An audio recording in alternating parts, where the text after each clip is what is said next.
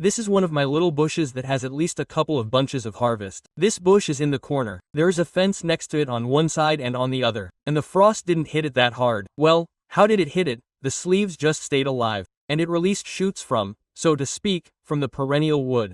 And these bunches turned out. Yes, there's some peas. Not very pretty bunches. Well, in this case, I consider this a very good harvest. And now such a time has come that the grapes seem to have colored, but do not gain sugar.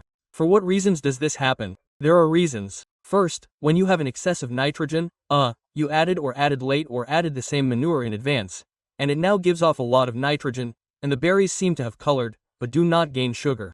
The second reason is that our temperatures are under 40 degrees.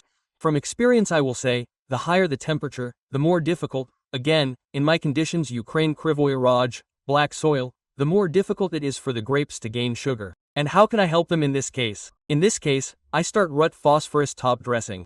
Potassium is especially necessary for the ripening of the vine, and that is why I give not only potassium, I give it taking into account, so that there is no paralysis of the ridge. I have already filmed a video. I give potassium, magnesium, and phosphorus. Therefore, there are fertilizers that contain potassium, magnesium, and phosphorus, zinc, Borg, the same FN Plentiful 51545. It is suitable for foliar feeding. 3.1138 Master under the root. That is, at the moment it is necessary to give your vineyard potassium, and you will add a little sugar. No, of course it will not. So you processed potassium. Tomorrow your sugar there increased by 3 units. No, 2 or 3 treatments with the same potassium monophosphate on the leaf, but no more. Somewhere around 25 to 30 grams on the leaf. For the purpose of medicinal use of potassium monophosphate, this is 70 to 80 grams per 10 liters of water against a mile. But now we are talking specifically about sugar accumulation and ripening of the vine. So, with sugar accumulation, 25 to 30 grams of potassium monophosphate is more than enough. On the leaf, you can also give it under the root, but potassium monophosphate is not given. Potassium sulfate is given, as a rule,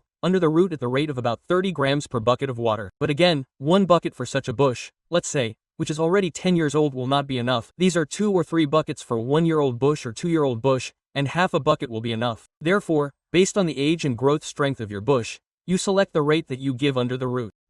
We have a lot of potassium fertilizers that many wine growers use. Choose your formula, choose your specific preparation or your specific fertilizer.